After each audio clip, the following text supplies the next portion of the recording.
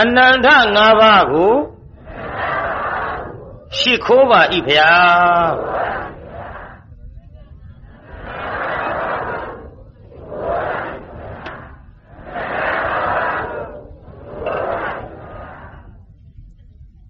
ဦးသုံးချိန်ချကြရှစ်ခိုးမဖြစ်လည်းခေါင်းချင်းယုံချင်းလိုက်ပေါ့မနဲ့ဒါလောက်ကျဲတဲ့ကွင်းကြီးလည်းမဆန်ဘူးနောက်ကလူကဇွတ်ရှစ်ခိုးရှေ့ကကြောနှစ်ဖူးနဲ့ပြစ်တိုက်ဖို့ရှိပြည့်ညာ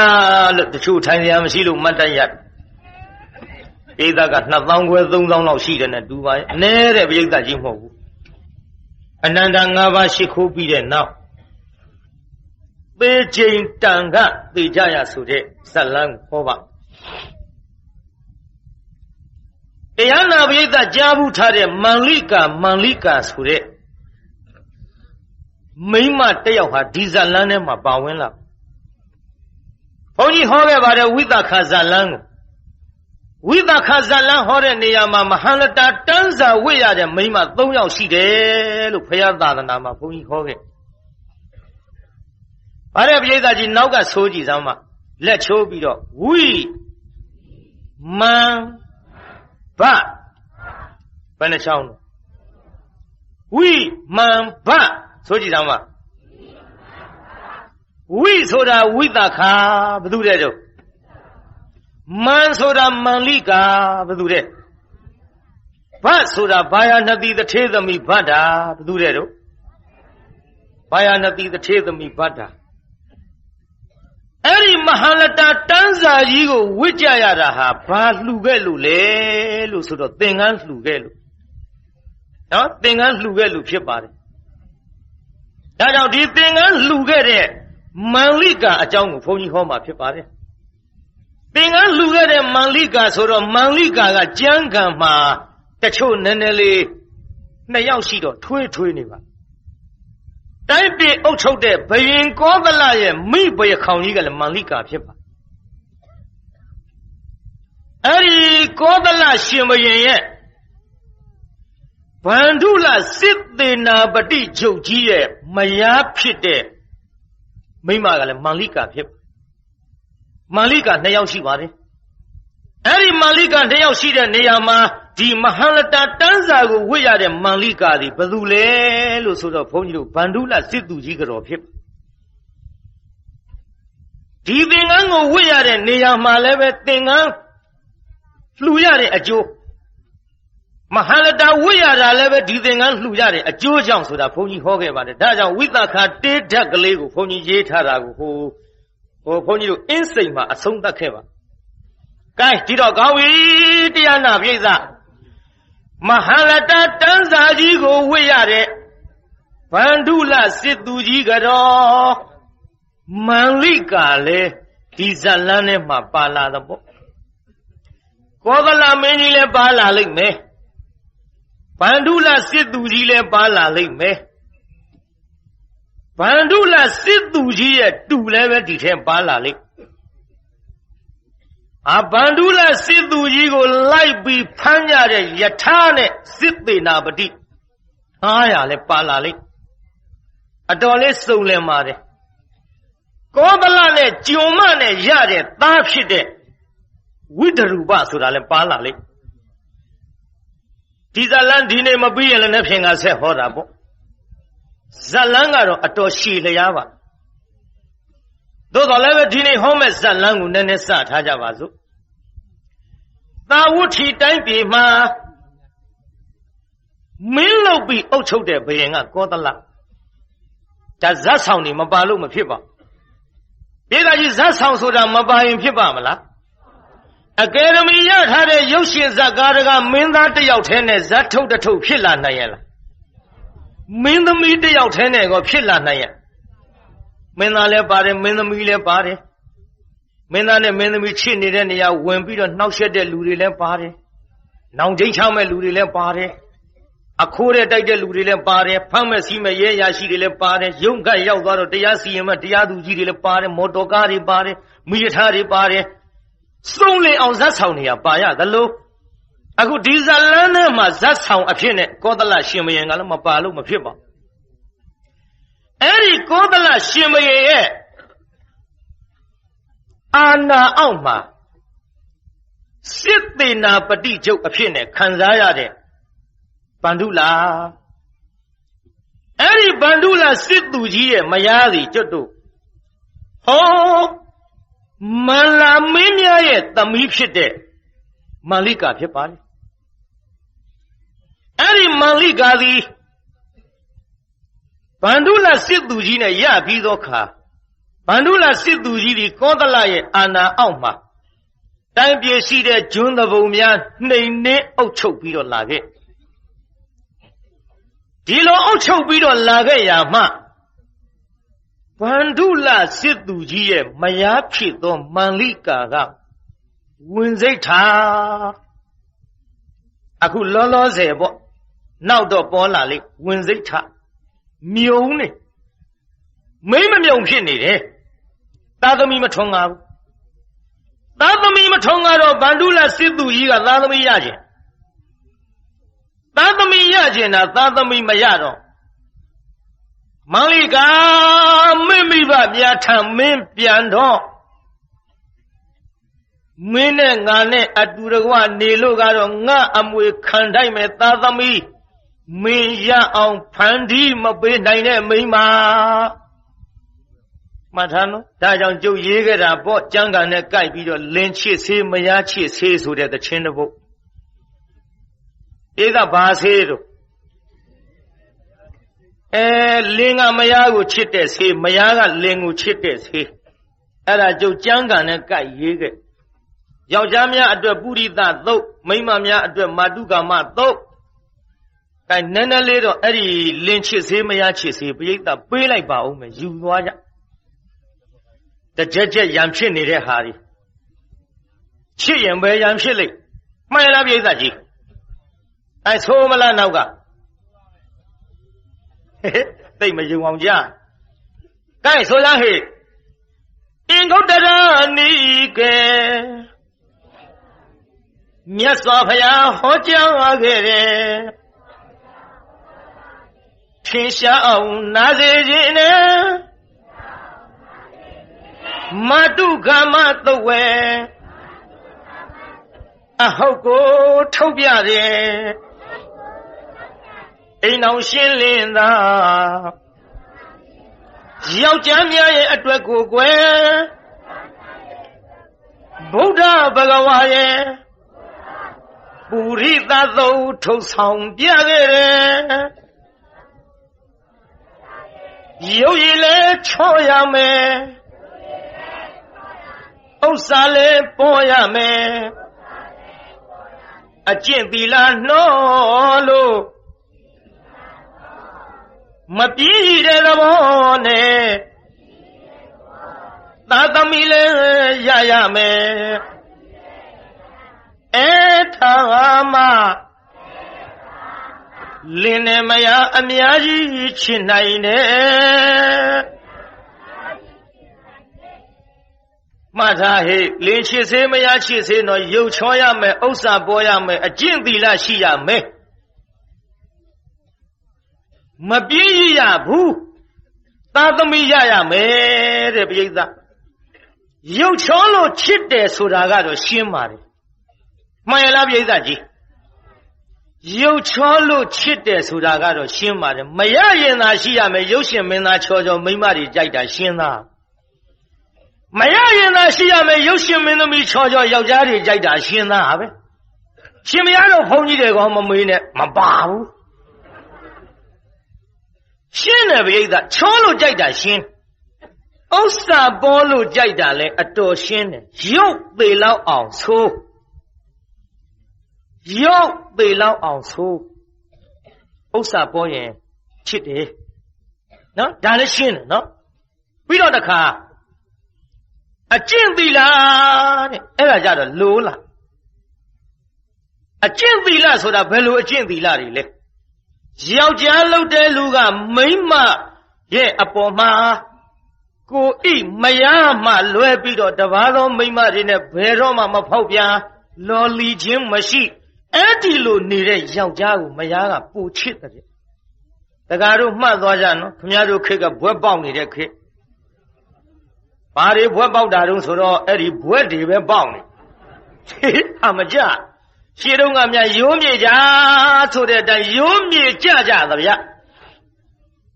ဘယ်လိုရိုးမြေကြသလဲဆိုရင်မရသေးတော့လင်လုတ်တဲ့လူကမရသေးတော့လင်လုတ်တဲ့လူကငါသားသမီးလေးတွေမိတွေးနဲ့ဒုက္ခဖြစ်ချီရဲ့နောက်ထပ်အိမ်တော်မပြုဘူးတကယ်ရိုးမြေကြမိတွေကောင်းတယ်ဆိုတာဂေါရမီကလွဲရင်ရှိခဲ့သည်ဒါကြောင့်မိတွေနဲ့ငါသားသမီးတွေဒုက္ခများကြီးရဲ့ဟောအိမ်တော်မပြုဘူးလင်းသေးပြန်တော့လည်းမရလို့တဲ့လူကနောက်အိမ်တော်မပြုဘူးငါအိမ်တော်ပြုလိုက်ရင်ပထွေးလို့သူရဲ့အညိုညင်ခံရမယ်ငါသားသမီးလေးတွေတနာလှကြီးရဲ့ခိုးတော့ကရိုးမြေကြဆိုတာတကယ်ရိုးမြေကြအခုတော့တရားနာပရိသတ်ရေသေပြီးတဲ့နောက်မယူတာတော့မသိဘူးမသေးခင်ကိုဘွက်ပေါက်နေတဲ့ခေတ်ဒါလောက်ပြောသိပြီဒါကြောင့်တရားနာပရိသတ်ကြီးမိန်းမကယောက်ျားရဲ့အပေါ်ယောက်ျားကမိန်းမရဲ့အပေါ်အကျင့်သီလရှိရင်ဒီအိမ်တော်ရေးသာယာတဲ့ဗျာတို့မှန်လားပရိသတ်ရုပ်ချောတာပြီးစေပေါ့ဥစ္စာပေါ်တာပြီးစေပေါ့အကျင့်သီလပြီးစေပေါ့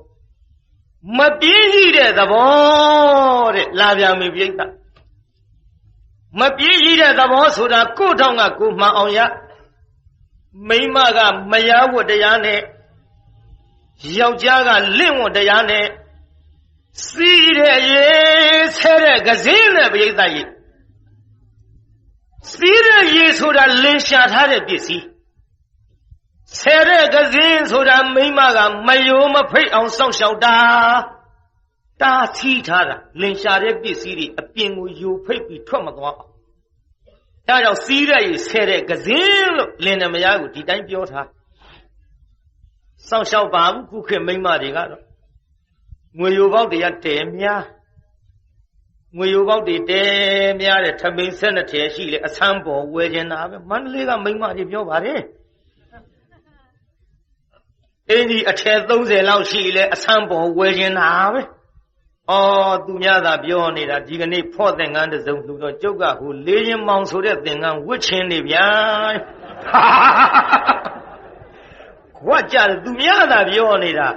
တောင်ဦးစာပြမွဲတရားဟောရင်လည်းဦးစင်းတစ်ပါးကသင်္ကန်းလေးဝတ်လာတယ်မင်းသင်္ကန်းဘာသင်္ကန်းတော့ပါလေးချင်းမောင်ဗျာကြတော့မှကွယ်ကောင်းသားဟေးတရားသုံးညဟောသင်္ကန်းသုံးစုံထွက်ခြင်းထွက်နေမှာတရားတရားရှိတဲ့ရန်ကုန်ကိုပြိဿမှန်လားပြိဿကြီးရှေ့ဆက်ကြပါအောင်ဆိုကြားနေရောဗါတဲ့ရုပ်ချောရမယ်သိသွားပြီဥစ္စာပေါ်ရင်ချစ်တယ်သိသွားပြီအကျင့်သီလရှိရင်လင်ကချစ်တယ်မယားကချစ်တယ်သိသွားပြီနောက်ပြီးတော့မပြည့်တဲ့သဘောသိသွားပြီသမင်းချက်တယ်လို့မိမလို့မိဖို့ကြောင့်မပြင်းပါနဲ့ဘယ်တော့မှလင်ကိုသမင်းချက်မခိုင်းနဲ့မှတ်ထားပါရေထမ်းတဲ့အလုတ်ထင်းဖြတ်တဲ့အလုတ်ကုံကွအလေးအပင်ထမ်းရမယ့်ကိစ္စတွေကိုယောက်ျားအလုတ်ခွန်ဆိုင်အားဆိုင်လုပ်ပါဘယ်တော့မှမိမမခိုင်းပါနဲ့ထင်းဖြတ်နေကြမဟုတ်တဲ့မိမကိုဖြတ်မပေးဘဲနဲ့အဖြတ်ခိုင်းလို့လက်မပြတ်တဲ့မယားတွေရှိကြသည်လောကကိုယ့်လို့ကိုယ်မလုပ်လို့သေချင်းဆိုသူဖြတ်နေကြငါခိုင်းငါလက်မအတူလေးနဲ့ဖြစ်နေမချစ်ဘူးအဲ့ဒီလေတချို့ကြည့်မိမလုပ်တဲ့လူကထမင်းချက်ရမယ်ကိုယ်အလုပ်ကိုယ်မလုပ်ဘူးပြင်းလာတဲ့ယောက်ျားအချက်ခိုင်းယောက်ျားအချက်ခိုင်းတော့ယောက်ျားကဖြစ်တယ်လို့ချက်ကုန်ဖြစ်တယ်လို့ချက်တော့မိမကကိုချက်တုံးကတော့မိဖို့ကြောင့်ချက်နေကြပြုတ်နေကြစားကောင်းတယ်လင်ချက်တာဟန်မကြတော့အပြစ်တင်ဘာလို့လို့ချက်တာထမင်းနေပတ်စာဖြစ်ဘာသာပြမိမချက်ပါသမင်းမောထသတ်ကြဗျာယောကိုလို့ကိုမလို့လို့ကိုတော့ကိုမရဖဲနဲ့ယောက်ျားကယောက်ျားလုပ်တဲ့အလုပ်ပြင်းရည်နေမယ်ဆိုရင်မိန်းမကမိန်းမလုပ်ပြင်းရည်နေမယ်ဆိုရင်ပရိသတ်ကြီးအဆင်ပြေပါဒီနေရာထားခဲ့ကြတော့ရှေ့ဆက်သွားကြအောင်မပြင်းပါနဲ့ကိုတော့ကကိုရမှချစ်တယ်ဗျကိုလို့ကိုလုံးမှချစ်တယ်ဗျလင်ကလင့်တောင်ရမယားကမယားတောင်ရရှေ့လျှောက်ပြောနေရင်စကားကြောရှိမှစိုးလို့ရုပ်ချောရမယ်ဥစ္စာပေါ်ရမယ်အကျင့်သီလရှိရမယ်ပြီးတော့တရားနာပရိသတ်ကြီးမပြင်းရဘူးတဲ့ဗျ၄ခုပြီးသွားပြီတစ်ခုကြံသေးတစ်ခုကသားသမီးရရမယ်တဲ့ သားသမီးရမှမယားကိုလင်ကချစ်သည်သားသမီးရမှလင်ကိုမယားကချစ်သည်ခမည်းတော်ကဆိုလိမ့်မည်မိန်းမများသားသမီးရမှလင်ချစ်တယ်ဆိုတာထားပါတော့ဖယားလင်ဆိုတာသားသမီးဘယ်နဲ့လို့ရမတော့ဘာဆိုင်တော့မပြောနဲ့ဆိုင်တယ်ရှင်းအောင်ပြောနေတာနော်မိန်းမတွေမြုံတယ်မထင်နဲ့ယောက်ျားလည်းမြုံတယ်ယောက်ျားဘာလို့မြုံတာတုံးဆိုတော့မြုံလို့ပေါ့ဗျာအဲ့ဒါတော့အရာထဲရှောင်းမေးကြည့်တချို့သားသမီးမရတဲ့ကိစ္စသူ့ကြောင့်လိုလိုကိုကြောင့်လိုလိုအဲ့ဒီအိမ်တော်ကြီးတယောက်နဲ့တယောက်ရှေ့သိပ်ပြောလို့မကောင်းဆိုဒီနေရာရက်တာကောင်းယောက်ျားလည်းမြုံတယ်ဒီလောက်ပဲပြောခဲ့မယ်သဘောမပေါက်အရာထဲဖိုးကြီးဖွားကြီးတွေကရှောင်းမေးကြည့်တော့ကျန်ဒီကပြောလိုက်တဲ့ယောက်ျားလည်းမြုံတဲ့သားသမီးရတဲ့နေရာမှာယောက်ျားနဲ့လည်းဆိုင်တဲ့ကဲဒီလောက်ဆိုသိပြီဒါကြောင့်တရားနာပရိသတ်ကြီးသားသမီးရလို့ရှိရင်ဖြင့်လင်ကလည်းသားသမီးကိုအကြောင်းပြုပြီးတော့မယားကိုပိုချစ်သည်မယားကလည်းသားသမီးတန်ရောစဉ်ကြောင့်လင်ကိုပိုချစ်သည်အကယ်၍တယောက်နဲ့တယောက်ကပေါက်ကစားဖြစ်ပြီးတော့လင်မယားအခက်မသိလို့တခြားစီဖြစ်ပြီးကင်းကွာနေကြတာတောင်မှကလေးတွေနဲ့အောင်တယ်လို့ရချစ်ကြပြန်သည်အချို့အခက်မသိရဖြစ်တာဒါဖြစ်တော့တကွဲစီတပြားစီနေကြရောကလေးတွေကဘယ်ဘက်လိုက်ရမှမသိဘူးအဖေချစ်တဲ့သားသမီးကအဖေချစ်တဲ့ဘက်ပါသွားရောအမေချစ်တဲ့သားသမီးကအမေချစ်တဲ့ဘက်ပါသွားရောအဲ့ဒါကလေးတွေနဲ့အောင်တယ်လို့ဟုတ်ကောင်ပါလေအားလုံးမေးရငါအဲ့ဒီတစ်ထည်ညှိခွေအချုပ်ကြီးတဲ့များရောပါသွားလားသွားလိုက်ကြည့်စမ်းမဟုတ်ဘူးအောင်သွဲတာဒါကြောင့်သားသမီးရလို့ချစ်တယ်ဆိုတာရှင်းအောင်ပြောနေတာပါဒီထဲတရားနာပိဿအဖေလို့တဲ့လူကပြောတယ်လူလေးခင်ဗျာမေတော်ဆိုတဲ့မိန်းမဖေးအိတ်ထောင်နဲ့ငွေစိတ်ထည့်ထားတယ်အဲ့ဒါခုသူရှိပါသွားပြီသွားလိုက်တော့ကြီးဘယ်ဟုတ်မလဲစကားရအောင်လို့ပြန်လာတယ်မေဘာပြောလိုက်ဟိုကလည်းညှိဖေဘာပြောလိုက်ဒီလိုလေကလေးတွေကြောင့်ပြန်ပေါင်းထုတ်ကြတယ်အဲ့ဒါသားသမီးကြောင့်သားသမီးရလို့ချစ်တယ်ဆိုတဲ့ကိစ္စမှာလင်ချစ်စေမရချစ်စေခင်ဗျားတို့ရှင်းအောင်ပြောနေတာပါကျမ်းဂန်နဲ့မပါဘူးကျုပ်ရှောက်ရှာရှင်းနေရနားလေအောင်ဒါကြောင့်ဒီပိဿကြီးနားလေလို့နားနေကြတာ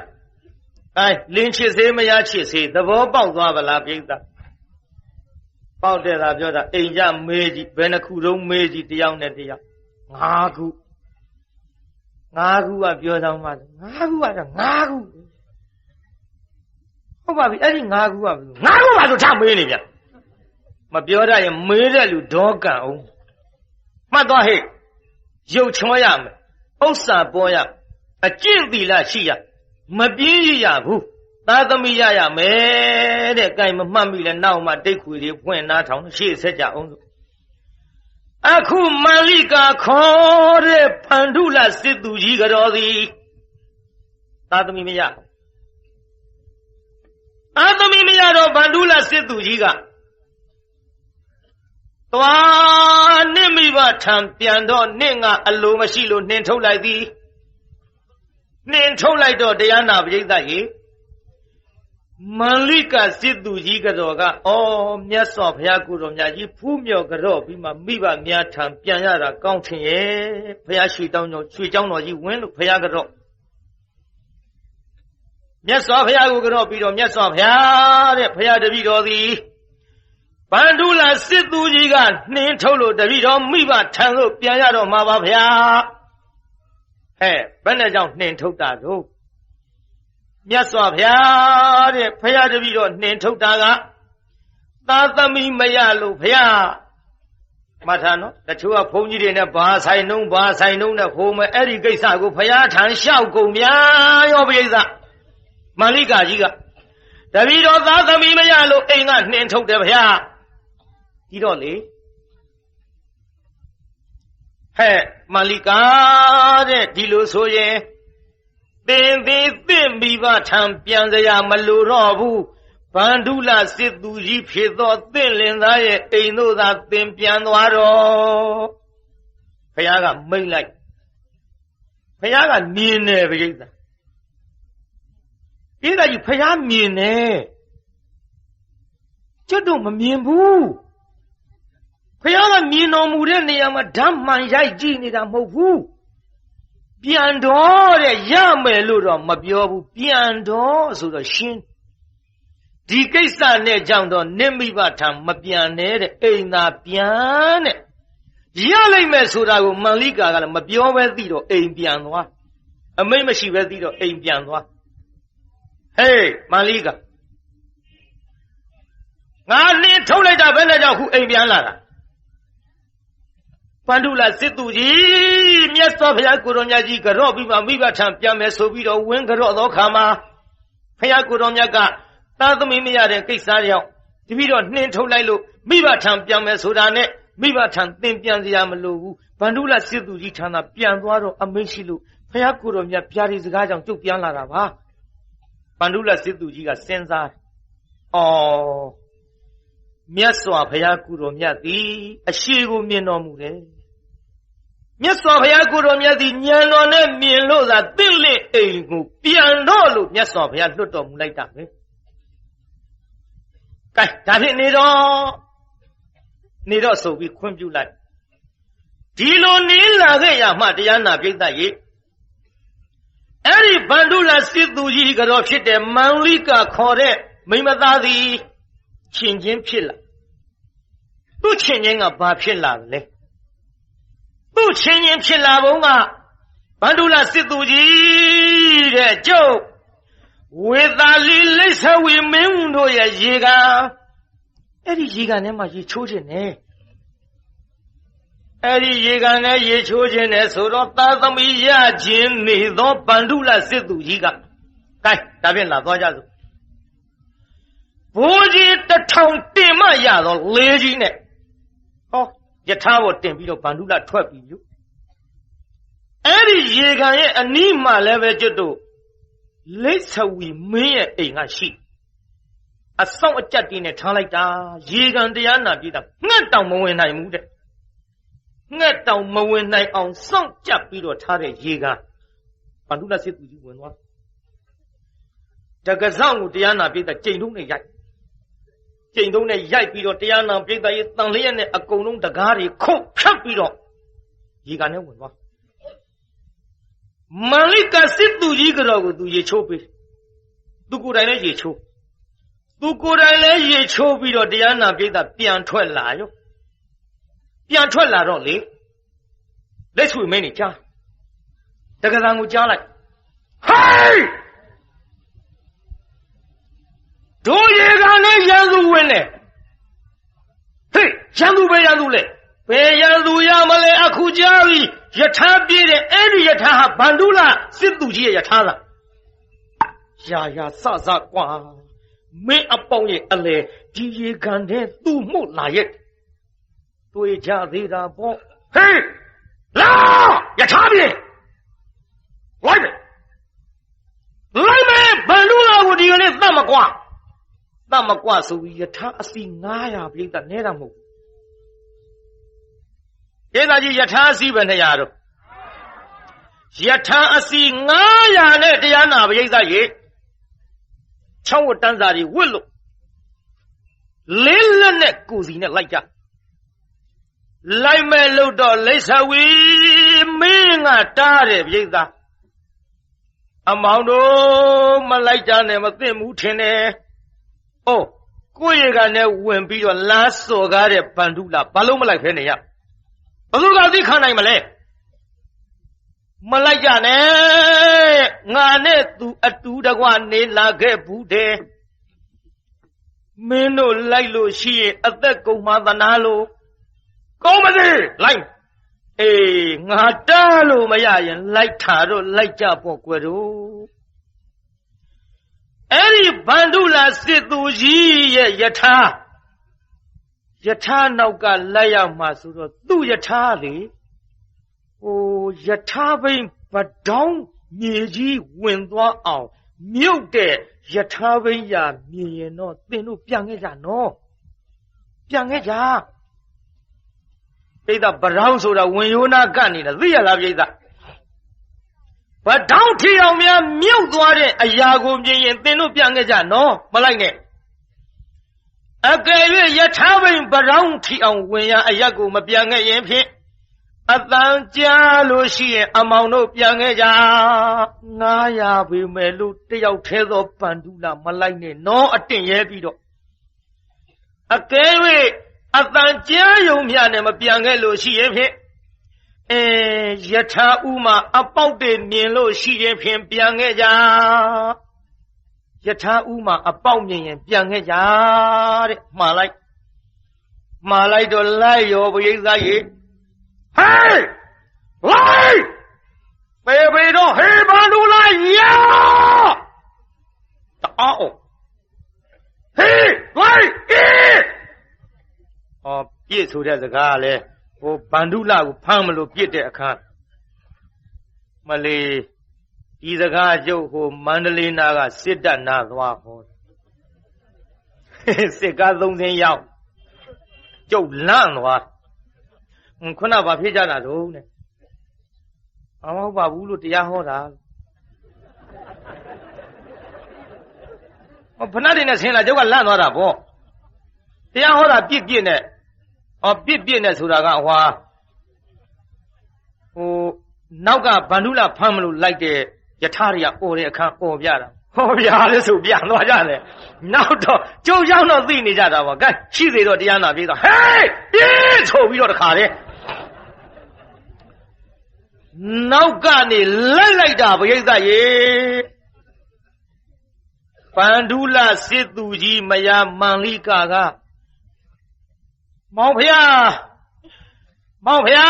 အာကိုရဖြစ်သောမဟာဗန္ဓုလကြီးနောက်ကယထာတွေလိုက်လာပြီရန်သူတွေလိုက်လာပြီယထာတွေလိုက်လာလို့ရှိရင်ဖြင့်ရော့ဒီကြိုးကင်ထားဆိုပြီးဘိုးကြီး1000တင်မရသောလေးကြီးကိုတအားဆောင်းတင်လိုက်တရားနာပရိသတ်ကြီးယထာဘိန်းကြီးလေဗထောင်းထီအောင်မြုပ်သွား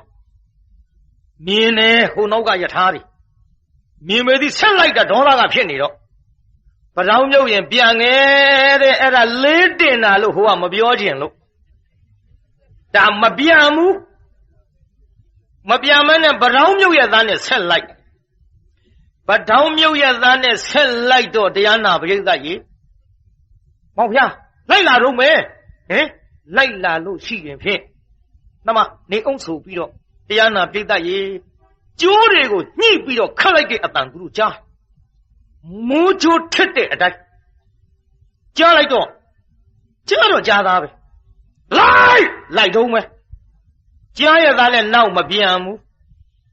မပြန်တော့တရားနာပရိသတ်ကြီးမောင်ဖျားလိုက်တုံးမယ်လို့ဆိုတော့နမမန္လိကာယထာ900ဟာလေရင်ပေါင်တန်းပြီးမလာပဲနဲ့ယထာတစင်းတည်းလို့ထင်ရတဲ့အချိန်မောင်ဖျားကိုပြောစား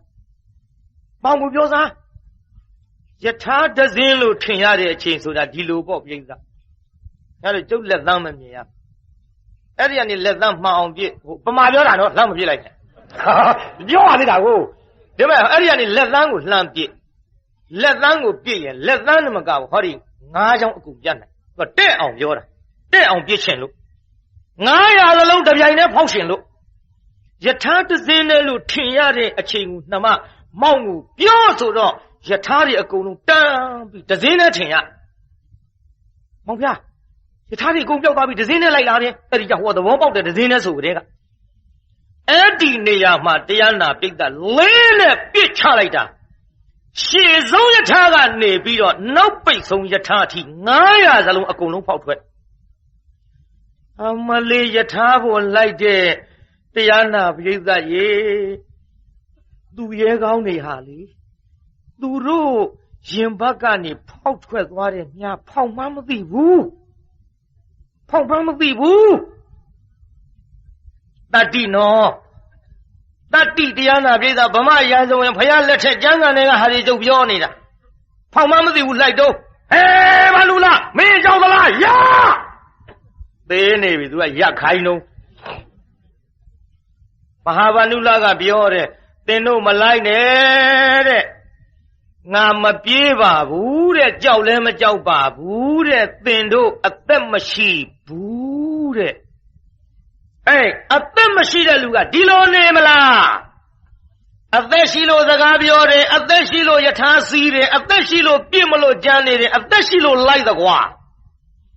မယုံရင်တဲ့သင်တို့ယထာနောက်ပိတ်ဆုံးကလူရဲ့6ဝတ်တန်းစာတွေကိုဖြုတ်ကြည့်လိုက်စမ်း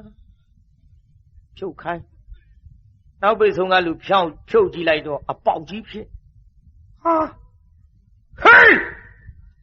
မလေးနောက်ဆုံးကလူသေးတယ်ဆိုတော့ရှေ့အကောင်နဲ့အဲ့ဒီကြမှာဟင်အာမလေး6ဝတ်တန်းစာဖြုတ်လိုက်တော့ပေါက်ဖြစ်နောက်ဆုံးလူသေးရင်ဖြစ်ဒုက္ခပါပဲဘာလူလားတော့ဘာမလားနောက်ဆုံးလူတောင်သေးပြီတဲ့မင်းတို့ကစဖောက်တာအမလေးယထာဝပါလာတဲ့လူတွေနဲ့မှားတဲ့ကိစ္စမှာအေကသားလေးကိုပြောလိုက်တာပါမယားကိုပြောလိုက်ပါမှားကြတော့ပေါ့အဲ့ဒီကြောင့်မှမှားတဲ့နာတွေမှားပြီးတော့တရားနာပြိတ္တာ6ဝတ္တန်းသားတွေဖြုတ်တဲ့အခါ900စလုံးသေတယ်ဗန္ဓုလနောပြိတ္တာဒါကြောင့်ဗန္ဓုလကဘုရားလက်ထက်ကစတာခုနောက်ပိုင်းမဟာဗန္ဓုလဆိုတာတွေလည်းတချို့သိကြသားနဲ့ရာဇဝင်တွေကတော့ကျုပ်ကအကုန်လုံးမသိဘူးတရားနာပြိတ္တာရာဇဝင်လည်းမကြည့်မိလို့ဟဲ့ရှိစေတော့အဲ့ဒီလိုတရားနာပြိတ္တာကြီးပြစ်တတ်ပြီးတော့ပြန်သွားလိုက်ပြန်သွားပြီးတဲ့နောက်မဟာဗန္ဓုလစစ်သေနာပတိချုပ်ကြီးရဲ့မယားဖြစ်သောမန္လိကာသည်သားတစ်ယောက်ဖွားမြောက်နောက်များမကြခင်တစ်ယောက်များမကြခင်ဆိုပြီးတစ်နှစ်ကြော်လောက်တော့ခြာလိုက်ကတိကတဝင်လာမှဆိုလို့ဆက်ရကြီးလားဖရလို့မမေးနဲ့ဟုတ်သားပဲနောက်တစ်ယောက်အနောက်တစ်ယောက်နဲပေါင်း32ယောက်ဖွားမဲတချို့ကဟာယုံဘူးတဲ့ဟဲ့မယုံမရှိနဲ့ဝိသခာသားသမီး2ကြိမ်မြေးလေးရမြစ်ရှိထောင်လို့မန္တလေးဟောတော့ကျောင်းသားလေးတယောက်ကတက်မေးတယ်လွန်မှုလားဖေဟာလွန်မလွန်မင်းနဲ့ဘာဆိုင်လို့သူတတ်ထိုင်လို့သူမွေးတာပဲဘုရားဟောမယုံတဲ့လူတွေကဒုဗမာပြေတော်ပေါ်လာပြီ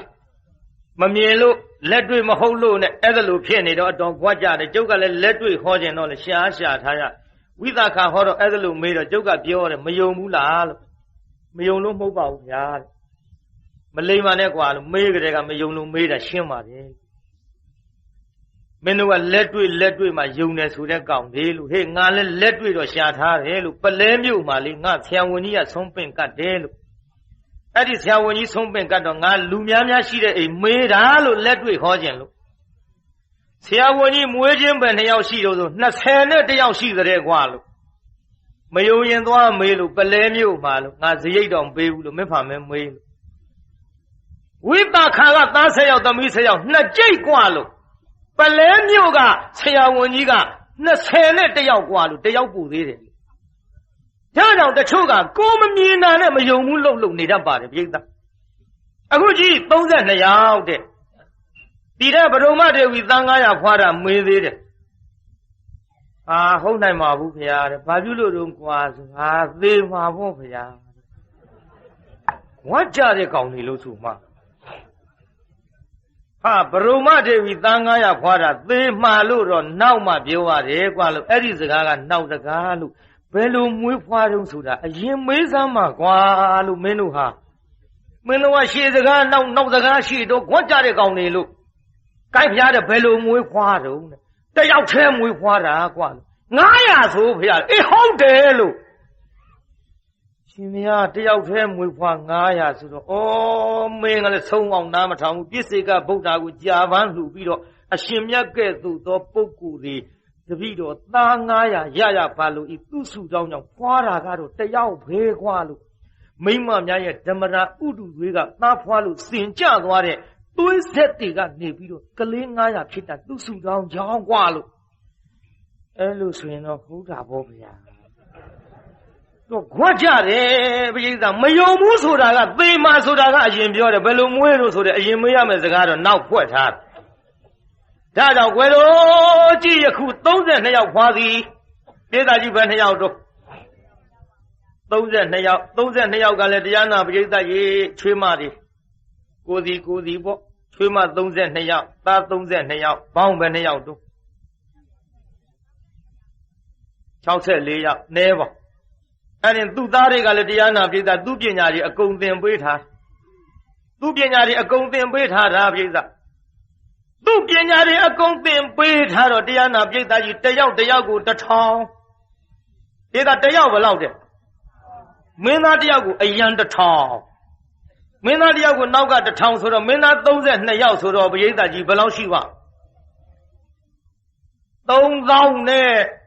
2000နဲဘူးပရိသတ်ကြီး3200ရှိအဲ့ဒီ3200နဲ့တရားနာပရိသတ်သား32ယောက်နဲ့ဒီပညာတွေကလည်းသူကအကုန်သင်ပေးထားနောက်တော့တရားနာပရိသတ်ရေဗန္ဓုလစစ်သူကြီးကတရားစီရင်တဲ့နေရာမှာဝင်ပြီးတော့သူ့သွားတိုင်တာကိုဗန္ဓုလစစ်သူကြီးတဲ့နိုင်ရမယ်လူအရှုံးပေးပြီးအရှုံးပေးရမယ်လူအနိုင်လုပ်ပြီးဘယုတ်ဒုက္ခဖြစ်ကုန်ပြီဟဲ့လားငါစီရင်မယ်ဆိုသူတရားစီရင်တော့တရားနာပရိသတ်ရေမှန်ကန်ဆုံးပြဥပ္ပောတောင်းတင်ဖြစ်လာဥပ္ပောတောင်းတင်ဖြစ်ပြီးတော့တရားနာပရိသတ်ချိန်မုန်းတဲ့အတန်ကြီးများလာတော့ဘုရင်ကဒီစကားကိုမေးတယ်ဟဲ့ဒီတန်ဘာသာလို့မှန်လားပါဗျာကောသလရှိမြင်ဗျာဗန္ဓုလစစ်သူကြီးကတရားစီရင်တဲ့နေရာမှာမှန်ကန်ဆုံးပြလို့ဝိုင်းပြီးတော့တိုင်းပြည်သားတွေချိန်မုန်းဩဘာထုံးမနာပြုတဲ့အတန်ပါဗျာအေးတော်တကွယ်မောင်မင်းများဝမ်းမြောက်ဝမ်းသာနဲ့ဒီလိုတော်တကွယ်မောင်မင်းများလို့အဲ့ဒါလို့ပြောရုံနဲ့မကဘူးတရားစစ်သူကြီးဆိုပြီးတော့တခါသူ့ကိုယာရုကြီးပြေးလိုက်ပြန်တရားနာပြီကတရားသူကြီး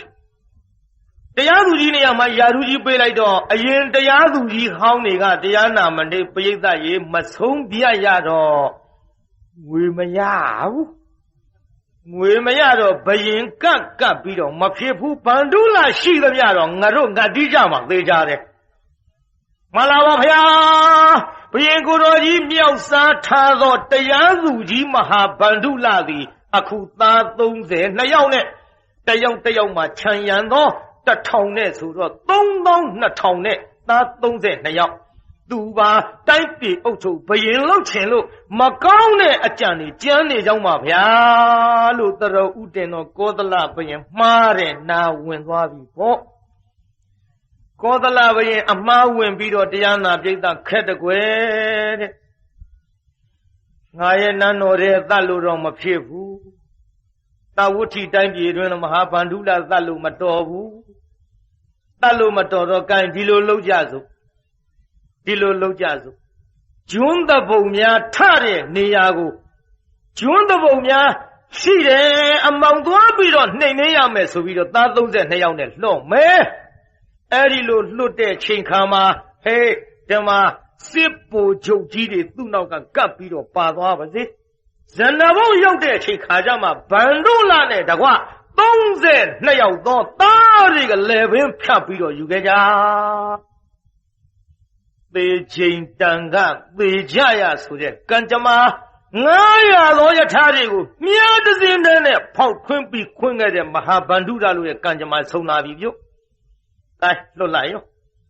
လွတ်တော်ဗန္ဓုလစစ်သူကြီးမသိရှာဘူးပေါ့သား32ယောက်နဲ့ကျွန်းသဘုံများနှိမ်နှင်းရန်ထွက်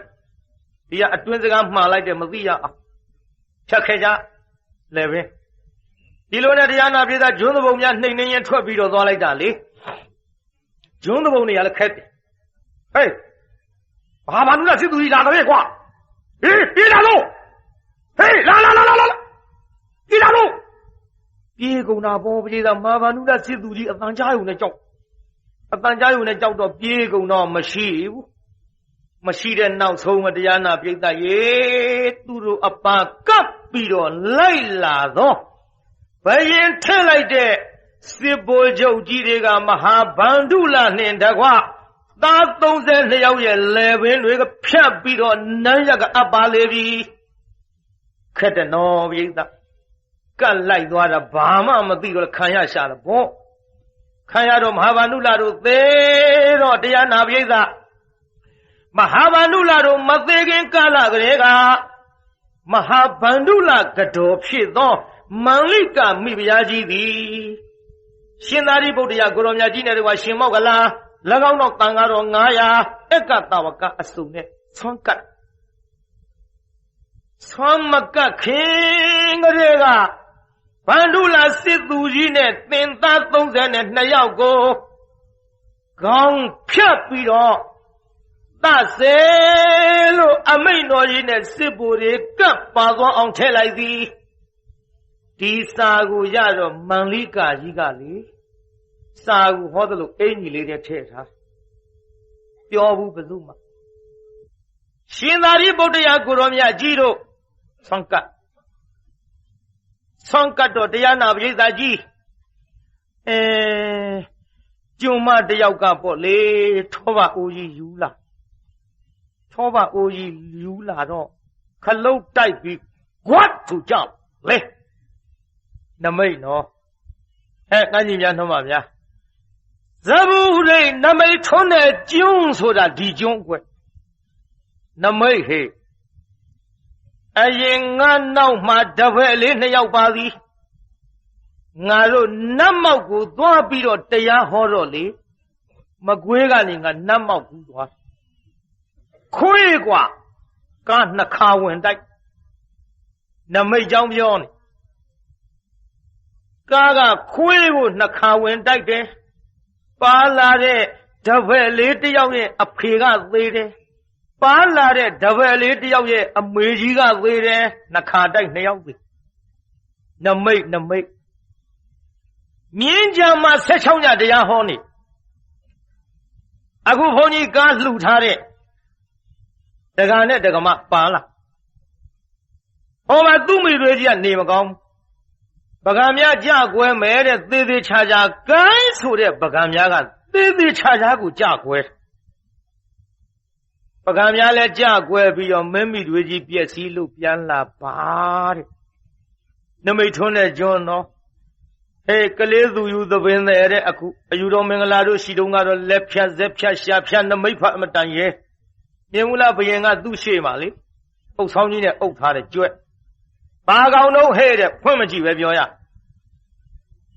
ဟိုကနမိတ်ရှာတော့လမ်းတွေ့ကြတာဆင်တွေတွေ့ကြဆင်တော့လေအုပ်ဆောင်နဲ့မအုပ်နိုင်ဆင်နဲ့တူတာပါရှိဝက်တော့လည်းမအုပ်နိုင်တော့ဝက်နဲ့တူတာပါရှိကျွဲတာအုပ်ဆောင်တဲ့ကျွဲစီရော်တဲ့ကျွဲဖြစ်ရဖြစ်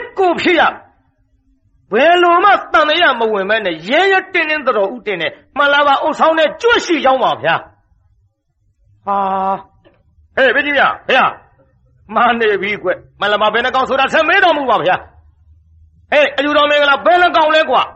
မှန်လားပါ3ကောင်ပါဗျာဆင်က3ကောင်တွေ့ခဲ့ကျွဲတကောင်နဲ့အုပ်ထားတာဆိုတော့မားလကွာခွေးအုပ်ထောင်းဆိုပြီးတအားဖွင့်တယ်ကြွက်မကြီးကအဲ့ဒီထဲတင်ကြွက်ကလေး2ကောင်မွေးနေဟော3ကောင်နဲ့နမိတ်ပရိသတ်ရဲ့ဒီထဲပရိရှိချထားတဲ့ရွှေကိုအစ်ကလေး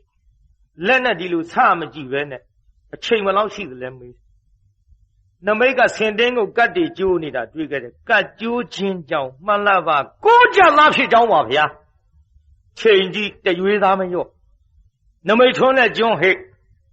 ရွှေဘိုဘုန်းကြီးစာတင်သားဘုံကသွားတရားဟောတယ်ပြိဿမန္တလေးဘူတာကြီးပေါ်ဖြတ်ထားတဲ့ဂုံတရားခလုတ်တိုက်ဆရာဘာမှမရှိဘူးအဲ့ဒါဘုန်းကြီး4ဘက်6ရက်လဲတယ်ခလုတ်တိုက်ပြီးတော့ဘာမှမရှိဘူးခလုတ်တိုက်ဆရာခရီးသွားကနီးပါလိမ့်မလို့တခုခုပဲစိတ်ကလေးလာဘာတခုခုမဘာမှတိုက်ဆရာမရှိဘဲနဲ့နိဗ္ဗာန်နဲ့လဲနေနာလို့ဖြစ်ဆက်သွားတာပဲရွှေဘူလဲရောက်ရောတရားနာပြိဿနောက်2ရက်လောက်နေတော့သတင်းစာထဲပါလာတယ်ကြံဒီကံရွာမိလောင်ခြင်းအမေအိမ်ပါသွားပြောင်း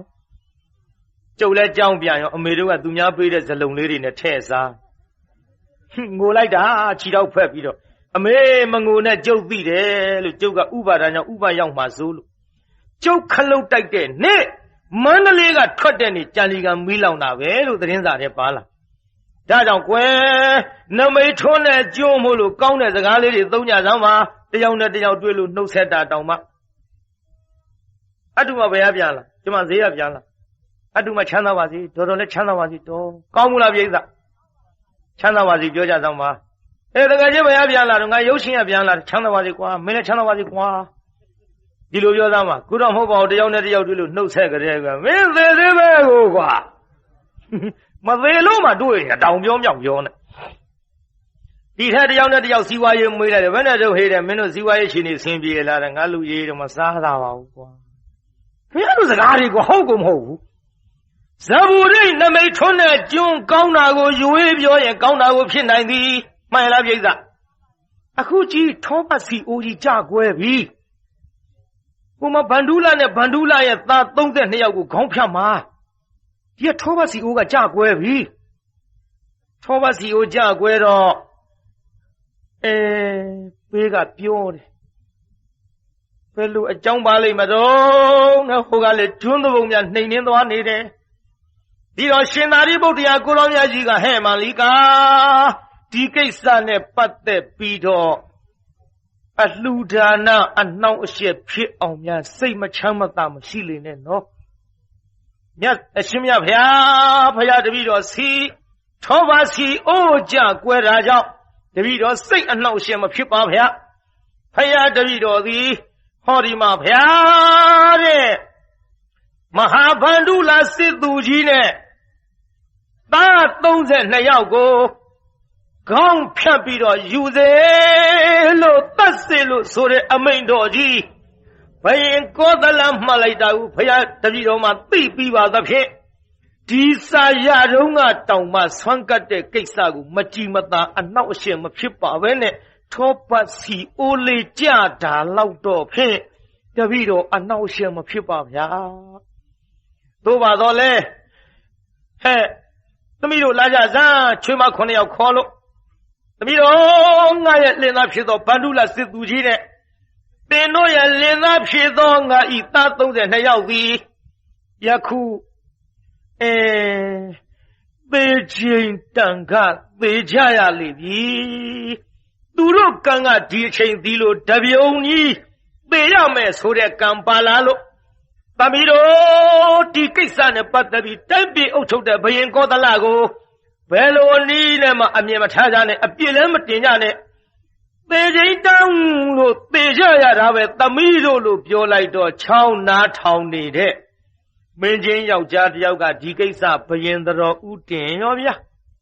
ဒေသကြီးဘသူတော်ဥတင်နော်ဘယင်တော်ဥတင်တော့ဘယင်ယူကြုံမရဖြစ်ပြီဒုက္ခပါပဲလားကွာဒါဖြင့်အမှားမရှိတဲ့သူရဲကောင်ဖြစ်သောမဟာဗန္ဓုလစစ်သူကြီးနဲ့တကွာသား32ယောက်ကိုတတ်တာမှားပြီဘိကြီးများငါမှားပဲမန္လိကံဘီဘုရားကြီးနဲ့သူရဲ့ချွေးမ32ယောက်ရှေ့တော်သွင်းစေဆိုတော့သူမှားတဲ့အကြောင်းနေမန္လိကကြီးအားပြောပြီးတော့ကင်သင်လိုသောဆုကိုတောင်းမိသားပါဗျာဘုရင်ကြီးကလည်းပေးပြီးသားပါပဲဗျာမဟုတ်သေးဘူးသင်လိုသောဆုကိုသာတောင်းတော့မှန်လားပါဗျာကျွန်တော်မျိုးမကြီးတောင်းရမယ်ဆိုရင်ဖြင့်မိဘရဲ့ထံတို့ဘုရားကျွန်တော်မျိုးမနဲ့ချွေးမ9ယောက်ပြန်ပို့ပေးတော်မူပါဗျာဒေသကြီးအပို့ခိုင်းမလားခိုင်းတယ်နော်တို့လေးခိုင်းရလားမဟုတ်ဘူးလေဘေးလူတွေလန့်ဖြန့်သွားမှာစိုးလို့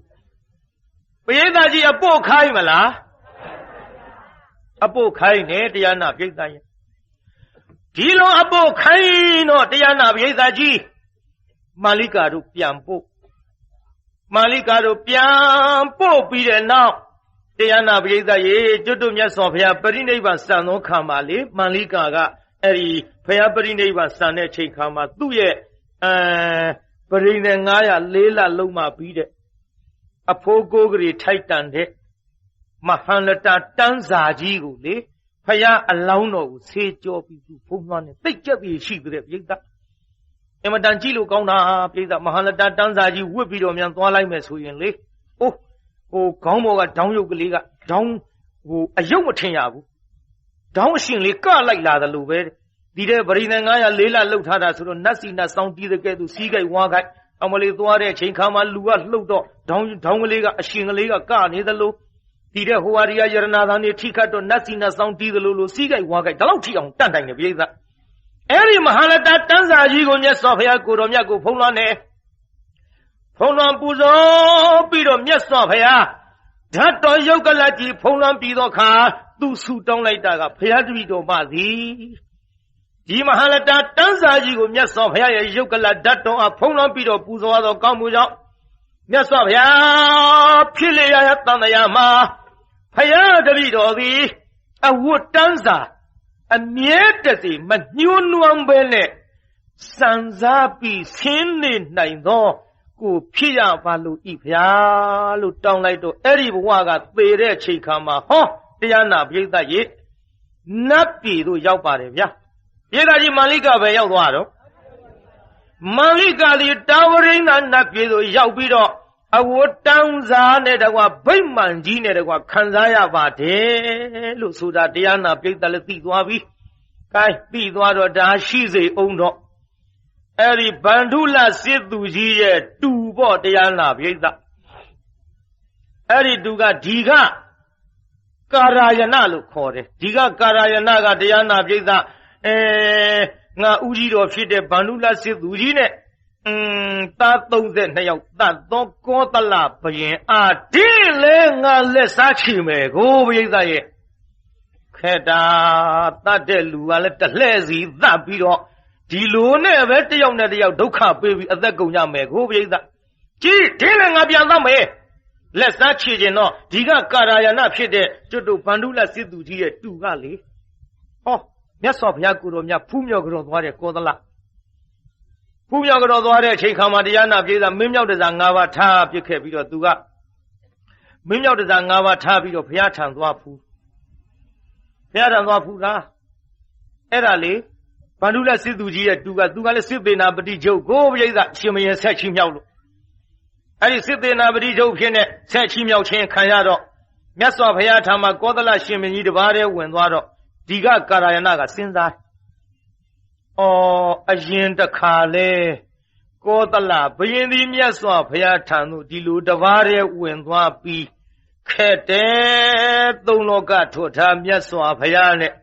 တိုင်ပင်နှိနှောပြီးဘယ်လိုအကြံနေပေါ်ပြီးဘယ်လိုလှုပ်ကြတယ်မသိငါဦးကြီးတော်သတ္တာလဲဘုရားထံကထွက်လာပြီးသတ္တာအခုလည်းပဲဘုရားဘာတောင်ပါနေတယ်နော်ဟိုကောင်ကြီးလှုပ်တာကကြီးဘုရားဘာတောင်ပါနေတယ်ပြိဿရဲ့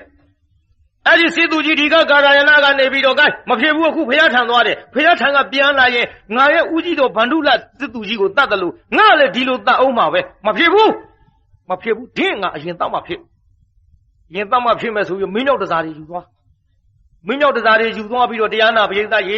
ဝိတရူပအဲ့ဒီကျွတ်တို့ကောသလရဲ့သားဖြစ်သောဝိတရူပမင်းမြောက်တစား5ပါးဆင်းစစ်တပ်ကလည်းမရှိဘူးကောသလရဲ့စစ်တပ်ကဟိုပါသွားပြီတရားနာပရိသတ်ရေကောသလစစ်တပ်ကိုခေါ်သွားပြီးတော့ကောသလရှင်မင်းကိုမှားပစ်ခဲ့တယ်ဒီကကာရယနာကအဲ့ဒါမိမငယ်တယောက်ထားခဲ့မောင်းမဘယင်းကမြတ်စွာဘုရားထံကဖူးမြော်ကြတော့ပြီးတော့ပြန်ထွက်အလားဟဲ့မောင်းမဘုရားဘယ်နဲ့တော့ငါစစ်တပ်မရှိပါလားမှန်လားပါဗျာဗန္ဓုလစစ်သူကြီးနဲ့ဗန္ဓုလစစ်သူကြီးသား32ယောက်ကိုတတ်ထားတာအာဃာတပြုတ်ပြီးတော့ယခုဒီကကာရယနာကြီးစစ်တပ်ပါခေါ်သွားရဝိတရူပမင်းမြောက်တစား5ပါးဆင်ပြီးတော့အသင်မင်းတရားကြီးရဲ့သားအမင်းမြောက်လိုက်ပါပြီဗျာဘုရားမဖြစ်ဘူးဒီတိုင်းဆိုရင်ပြီးတော့ဘာမှသွားသေးတော့အသက်မသေးခြင်းမလိုက်ခဲ့နဲ့တဲ့ဘုရားလိုက်သွားလို့ပြေးမှာပဲမဖြစ်ဘူးငါခေါင်းနဲ့ကြံတော့တာမဖြစ်ဘူးဒီတိုင်းဆိုရင်ငါရဲ့တူတော်ဖြစ်တဲ့အဇာတတထံတော့ပြီးတော့ငါကူညီတောင်းဒေတာအဇာတတဆိုတာလေ ဖိမိသာရမင်းကြီးနဲ့ကောသလကမောင်းလဲနှမလဲသမီးရောက်ဖကိုဗျာသမီးရောက်ဖကိုအဇာတတကသူ့တူပဲပြိဿရဲ့အဇာတတကသူ့တူဆိုတော့ဟောကောသလကအဇာတတထံသွားရောအဇာတတရဲ့ထံသို့သွားသောခါမှာတရားနာပြိဿရဲ့ရှင်ဘရင်မြေပြင်နင်းပြီးပဲတလောက်သွားဘူးမသွားဘူးတော့ခြေဝါလည်းသွေးကြီးတွေဥလာပြီမစားတဲ့အစာတွေစားလာလို့အစာကမကြေဘူးပြိဿမောင်းမလေးနဲ့နှစ်ယောက်ထဲသွားရမောင်းမလေးနဲ့မောင်းတီကြီးနဲ့ပေါ့လေဟုတ်တာပဲဒီကမောင်းမဆိုမောင်းတီရှိတော့တာပေါ့နှစ်ယောက်သွားရတာနှစ်ယောက်ထဲသွားတော့အချိန်ကလည်းမလှဘူးတရားနာပြိဿမြို့ထဲလည်းဝင်ချိန်မရတော့ဟောဇယတစ်ခုမြို့ပြင်ဘက်အဲ့ဒီဇယတစ်ခုမြို့ပြင်ဘက်မှာဇယပေါ်မှာနေရင်းနဲ့ဝင်းထဲကအစာမကြေသောယောဂာနဲ့ကောသလရှင်ဘရင်သည်မောင်းမလေးရဲ့ရင်းကွင်းမှာပင်နတ်ရွာဆန်တို့ကံတော်ကုန်ရပါသည်ဗျာနတ်ရွာဆန်ကံတော်ကုန်တော့မောင်းမလေးတယောက်တည်းမျက်စိတငယ်နားတငယ်နဲ့ဘုရင်ကြီးဖျားအားပါလေတိုက်ပြည်အုပ်ချုပ်မင်းလုပ်ပြီးတော့လာခဲ့ရမှာအခုတော့စုပ်စုပ်နှုတ်နှုတ်ဇယပေါ်မှာဖယုတ်ဒုက္ခသေရလေချင်းအားပါလေဖျားကြီးတော်ရုပ်ပါကြီးပဲလို့လုပ်ပြီးတော့ပြေမငိုတော့ပေါ့ကွာပြေးသားကြီးငိုဘူးလားပြေးသားကဲငိုတယ်လို့သာမှတ်ပေါ့ငိုတယ်လို့မှတ်ပြီးအဲ့ဒီမောင်မကအကြောင်းကြတော့တူတော်အဇာတသထွက်လာတူတော်အဇာတသထွက်လာပြီးကြည်လိုက်တော့သူဦးကြီးတော်ဖြစ်နေသည်ဦးကြီးတော်ဖြစ်တဲ့ကောသလအားတရားနာပြိဿရေဖုတ်ကြီးပင်ကြိုပြီးတဲ့နောက်ငါဦးကြီးတော်တတ်ရက်တဲ့ဝိတရူပဟေးမင်းလည်းအဇာတသနဲ့တွေ့ရမှာကွာဟေးဝိတရူပမင်းနဲ့အဇာတသနဲ့တွေ့ရမှာကွာလာယခုစစ်တပ်နဲ့သွားပြီးတော့တတ်မယ်ဆိုတော့ပညာရှိတဲ့အမတ်များကမှန်လာပါဗျာကောသလရှင်ဘုရင်ကြီးအသက်မသေးသေးဘူးဆိုရင်တော့ကိုတော်လေးသွားသင့်ပါဗျာဦးကြီးတော်ဖြစ်တော်ကောသလဘုရင်နတ်ရွာဆန်ကံတော်ကုန်ပြီမှုမသွားသင့်ပါဗျာဟိုကလည်းတခြားမှမဟုတ်ဘဲနဲ့ဝိတရူပဆိုတော့ကောသလကမွေတဲ့သားကိုနဲ့ညီအကိုဖြစ်နေတော့ထီနန်းစည်းစိမ်ကူသာချမ်းချမ်းသာသာကိုအလူနဲ့ကိုခံစားပါဗျာလို့ဖြောင်းပြထားလိုက်တော့အဇာတသမသွားဖြစ်ဘူးပေါ့မသွားဖြစ်တော့ကျွတ်တို့ဒီကနေ့ဇက်လန်းကတော့ဗန္ဓုလကိုဖမ်းဖို့လိုက်သောယထာဘောမှသူရဲကောင်း900စီသေခြင်းကြလို့သေရတာကတပြုံကြီး900ဗန္ဓုလစစ်သူကြီးနဲ့32ယောက်တော့သားတို့ကလည်းသေခြင်းကြလို့သေရတာကတပြုံကြီးပါနောက်ပြီးတော့တရားနာပရိသတ်ကြီးဟောကောသလကြီးကလည်းထီနာအုပ်ချုပ်မင်းလို့ရတော့လဲသေခြင်းကြလို့သူသေရတာကသူ့ကံကြမ္မာကလည်းဇယပေါ်မှာဘယ်မှာသေသွားတော့ပရိသတ်ဒီဇလန်ဆုံးသေးဘူးနော်မဆုံးသေးတော့ဇယပေါ်မှာကောသလနတ်ရွာဆန်တဲ့နေရာမှာခိတ္တဒီကနေ့ထားလို့မနှက်ဖြင်ငါကြမှာဒီဇတ်သွားကြီးဆက်ခေါ်ကြပါစို့ကိုင်းဆိုကြတကဘာလုံးမှမြတ်သတ္တာချမ်းသာကိုစိတ်မြဲပါစေအားလုံးကိုယနေ့ညကြွရောက်လာကြတဲ့တရားနာပရိသတ်ကြီးချမ်းသာကြပါစေအားလုံးကိုယနေ့ညကြွရောက်လာကြတဲ့တရားနာပရိသတ်ကြီးကျမ်းမာကြပါစေကိုင်းအိမ်ပြန်ပို့ကြပါစို့အတ္တကေဟေပြောသမျှဟောသမျှတွေကသဘောမကြပဲအပြစ်တွေးကြလျက်ခြေရင်နေဖုံမုံစိတ်တွေပြစ်ပြသေးသေးသောမိမိတို့အင်္ဂါဌာနသို့နိဝတ္တန်တို့သီခမေသာပြန်ကြပေတော့နိဝတ္တန်တို့မေတ္တာရဲ့ပခါဖြောင်းလိုက်မယ်ပြစ်ပရာတွေဝေးရကမြန်စီရောခြေတရာဆွေကလျှံပြီးကိုယ်စိတ်နှဖျားချမ်းသာစွာဖြင့်မှန်စွာမနေပြန်ပါလေတော့ပြန်ကြစေကုန်သတည်း